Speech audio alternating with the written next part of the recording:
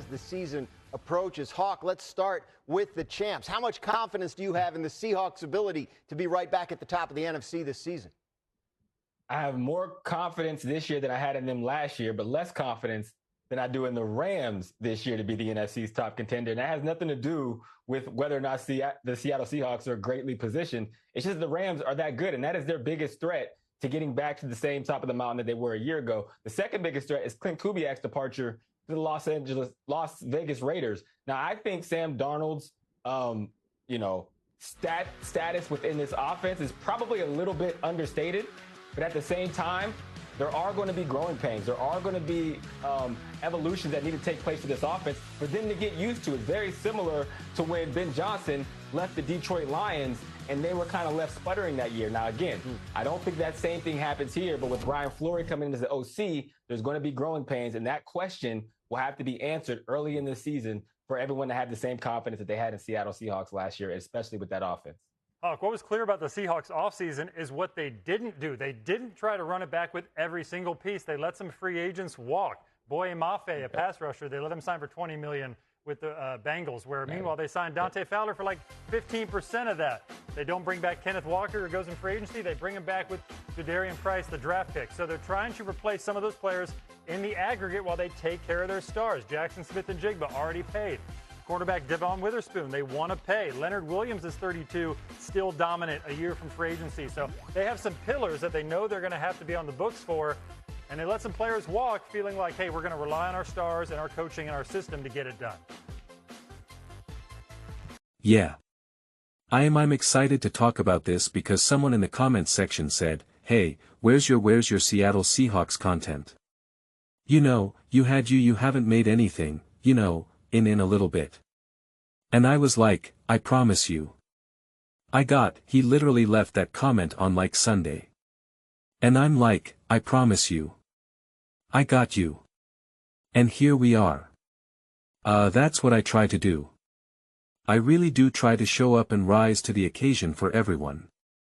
Then before we jump into it, please Seattle Seahawks fans, do not forget to subscribe and watch the full length of the video. When you guys do that, views go through the roof. Subscribers go through the roof. And it's not about chasing views. It's not about chasing subscribers.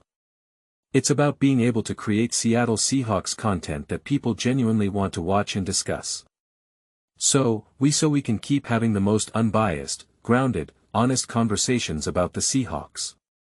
Watching the full length of the video makes such a huge difference, and I would really appreciate it. You are one of one of 3 fan bases that really showed me the power of just being like, please rise to the occasion, and the Seahawks fans absolutely did it and, gave me new energy, new life last season. So, I'll always be significantly very appreciative and indebted. I was kind of confused how Hawk phrased what he was saying. Honestly, I'd have to go back and listen to it, but the way how he phrased it, I kind of got tripped up a little bit, by what he was, exactly saying. So, I think at first I thought he was saying one thing, and then I realized he was saying something different, which then made me question, wait a second, did I mishear what you had said earlier? So, it's one of those things that I have to listen to again, but he was talking about just the growing pains though in general and some of the things here. This is what I'll say, cause these are things that we've talked about a little bit before, but it seems like the Seahawks, from just a perception standpoint, I'm just talking perception, that people don't feel there's 2 things going on. 1, I don't think people realize or understand or even believe, just how great the Seahawks were last season. I think it's more of like, yeah, they won the Super Bowl, which is great. But, think about last year, right? It was, oh, this is Josh Allen's best chance because Mahomes and no Lamar and no Burrow. The Eagles are a great team, but they're a mess. The Lions, they're a mess. The Bears are too soon. Did I say the Lions? The Lions are a mess, right? Like, all these other teams were like, there's that, the Rams, they're great, but their special teams and their defense, right? Like, Bo Nix got injured. Drake May and the Patriots were only there because of their schedule. Right? So, it's kind of like the Seahawks won, but like. Yeah, they won and they deserve to win and we're not taking it away from them, but we're not really pointing and say that team was the definition of greatness. Even though they were the number 1 seed and blew out the AFC team, right? The AFC contender. Blew them out in the Super Bowl. Beat Matthew Stafford and the Los Angeles Rams, everyone's favorite Super Bowl contender, but the defense proved to not be good. Special teams, right? All that stuff. So, then the 49ers were injured and, no Kittle and all that. So, it's got a different feel to it, a different flavor to it. And then now coming into this season, you're almost kind of riding that similar momentum, where it's like, I think if you poll, the masses, who do you think was better last year, the Rams or the Seahawks? I think most people would still say the Rams. I think that's just my feeling.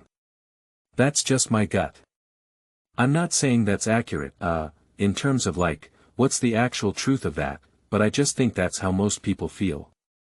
I feel like if we were saying, hey, the Seahawks Rams, it's a best of 3 or something. They're playing again for whatever reason, that's just what's happening. They're playing again and it's in the Super Bowl. I'm pretty confident that all the people that picked the Rams to beat the Seahawks, which was more people were picking the Rams than the Seahawks in the NFC Championship game, they'd say, I'm running it with Stafford. I'm running. I don't expect Sam Darnold to have another great game like that. I'm not expect the muffed punt in this. I just think that's what it would be. And so, people are still using that sense, that feeling to inform how they should feel this year. And now there's the sense that the Seahawks may be taking a step back and the Rams are even better. Right? How could the Rams not be better? Look at all the moves that they just made. How can the Seahawks be better when they're losing important, crucial pieces to their team that made them a Super Bowl winner? So, that's the thing that you kind of have to wrestle with right now. Now, yes, losing a coordinator matters significantly. I do think Ken Kubiak, it was the thing that I appreciated more than anything was his play calling, especially later in the season. And I do think Mike Macdonald had a lot of saying in that. And it really made me think of I forget who it was, but I was listening to it on, Julian Edelman's podcast, where he was talking about, Bill Belichick and, it was Josh McDaniels was saying how Bill would come up and be like, yeah, I don't want to waste too much time running the ball. He was very weird and casual about it. And Josh was I had to kind of figure out what exactly that meant. And he was so it's okay, then I have to go to the O-line coach and be we're not really going to run the ball that much. And it was just yeah, we're not going to run the ball too much. And, and that's kind of some of the interesting influences that even a defensive head coach can have on coordinating all that. And I think were plenty of times that we saw Mike Macdonald be like this is what first off, they were trying to run trick plays. Now, that was the one thing that I yelled all last season. Stop with the trick plays. Stop with the trick plays. Stop with it. You don't have to be super creative. You don't have to do any of this. Just stop. And they did. And I believe that Mike Macdonald was no. We're not doing this anymore, right? And I do think that they changed their play calling. I think another great example of this was against the 49ers the second game, right? When the game was when they were clearly controlling the game, the defense was in control of that to the max degree. And they were just we're going to be really conservative. And I believe and you don't really always know. It's my gut that Mike Macdonald was this is the approach here. But then there were other courageous moments, especially in the NFC Championship game, that you see that it can't be Mike Macdonald in those moments. It really is at that point Sam Darnold, Clint Kubiak. What do we got right here? What are we doing? And there were moments when I'm like, yeah, Hat's incredible. That's awesome. So, there are different flavors of coordinating and what you can get. And I am a huge believer in Clint Kubiak and what he was able to bring to this team. I do think at the end of the day Ben Johnson was more crucial to the Detroit Lions offense than Clint Kubiak was to the Seattle Seahawks. That's just my felt sense. I do think that Sean McVay was more important because obviously he's a head coach, but he's also essentially the offensive coordinator, play caller, all that. I do think he was more important to the offense than Clint Kubiak was to the Seattle Seahawks. Now, that doesn't mean that you can just have any old coordinator. Doesn't mean that you can just bring in Kevin Patullo and everything's going to be hunky-dory. I don't think that either. And I think Clint Kubiak is going to do great things with the Las Vegas Raiders. But to be fair and to be clear, I can make a similar statement about the Philadelphia Eagles, right? From 2024, where I was like, yeah, I think Sean McVay and Ben Johnson, I think they're more important to the offense than Kellen Moore. But, you still take away Kellen Moore, and things absolutely, fell off. And that matters. So, it doesn't mean that there's no impact, but it's just potentially a different impact. And so, yeah, it will be kind of, what you're able to do, and can till maintain the production out of the individuals, out of the O-line, the run game, can you even improve? And that's why, this is just a long-winded, extended way of saying it's why I still put this all square on the shoulders of Mike Macdonald, right? That's still where I look at this from, right? This team has had to look a little differently. You're hiring a new coordinator, right? All this type of stuff, and it's I expect this defense to be the definition of greatness. I expect this defense to still be special, to be elite, to be able to single-handedly not only win you games, but win you big games. Not just against the Arizona Cardinals, where they don't even move the ball, until the third quarter. I mean, big-time games. I mean, going up against Matthew Stafford and Puka Nacua and all that, right? And then actually, shutting down that run game, putting pressure on Stafford, right? Making things difficult for Puka, right? It's that is square on the shoulders of Mike Macdonald. How do you elevate this defense? You know what? You got beat pretty good, in terms of just offensively now, from the Los Angeles Rams. How do you solve that problem? You did not solve that problem before. How do you solve that problem? You have to solve that problem. That defense is also going to be better. Don't just say, well, we just need Sam to score even more. No. How do you solve that problem? And again, they did a decent enough job all things considered when you factor in, penalties and all the other random stuff that happened throughout the course of the game. In terms of the scoring and all of that, but it's you be even better. You want to win a Super Bowl again? Want to win the division? Want to get the 1 seed? Want to get the home field advantage? Mike Macdonald, you're the young genius defensive coach. What do you got? What do you got? And it's the same type of pressure and intensity that I put on the offensive coaches of Shanahan, of McVay, of Andy. It's what do you got? What do you got here? I mean, just look at the defense of the Houston Texans and how far they've been able to get and the consistency that they've been able to get with a consistent elite physical tough brutal defense.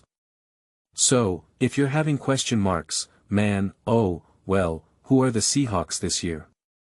What can they do? Can they repeat this, that? Oh, well, their offense, they lost Kenneth Walker, this that. Mike Macdonald, what do you got, buddy? What do you got?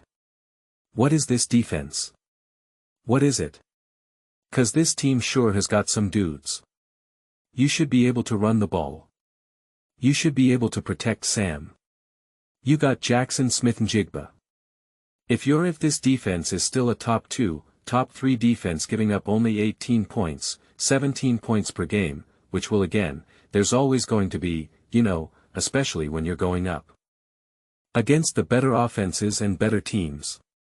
It's like, yeah. Then it comes down to, can you make that stop spots that stop? Can you force a couple 3-and-outs in the third quarter going into the fourth quarter down by 3, right?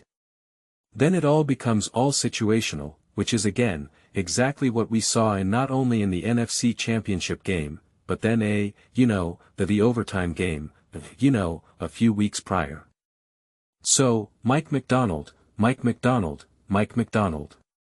If you're trying to figure out what's going on with this team, who is this team this year, I really think you just look right in the eyes of Mike Macdonald.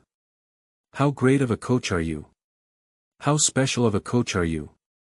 And when you have a coordinator that's going to have less experience and less, I don't want to say less control, I guess less control of an offense than a Clint Kubiak would have.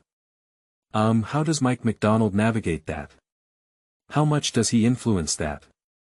That's also part of the process as well. So Mike Macdonald. And if the team wins, it all huge reason of that. You're going to look at Mike Macdonald and say that was a masterclass in coaching. If they come up short, you'll be like me, either the offense fell off an absolute cliff or the defense was just not as great, not as special, not as dominant, not as physical, not as tough, couldn't step up in the big moments. So to lose confidence like how Hawks, I don't have the same level of confidence, but then to me I put that then in a lack of confidence of Mike Macdonald to manage this team and to elevate this team and to make this defense even better than it was last season. Unless you think because of the way how they won and the moves that they had to make and the contracts and all of that, who they had to pay, who they had to let go, that it was just like we have to take a step back. We don't have a choice, which sometimes that is the case. Happened with the Chiefs, happens with the Eagles, happened with the Rams, sometimes that is the case. Sometimes you're just like, yeah man, we had to do a lot just to win this one Super Bowl. And again, the NFL does not want you to be able to just keep winning year after year after year. They do not want that, and it's smart, and that is great. It's why the Seahawks were able to win the Super Bowl last year, And it wasn't the Eagles again, it wasn't the Chiefs, it wasn't the Bills, the Ravens, 'cause it's really really hard. Really really hard. And so does that catch up to them? Mike Macdonald. Preliminary thoughts. I read every single comment. Whether you agree with me or disagree with me, either way, let's get into some discussions. Let's get into some fights. But ultimately, let's just have some fun. Please do consider subscribing. We're building an amazing community here, and I absolutely love to see you a part of it. I want to build something that we all generally feel connected to. Something that we're really excited to be a part of. I think we're well on our way to doing it. Please don't forget to give this video a thumbs up. It really does help visibility and the algorithm.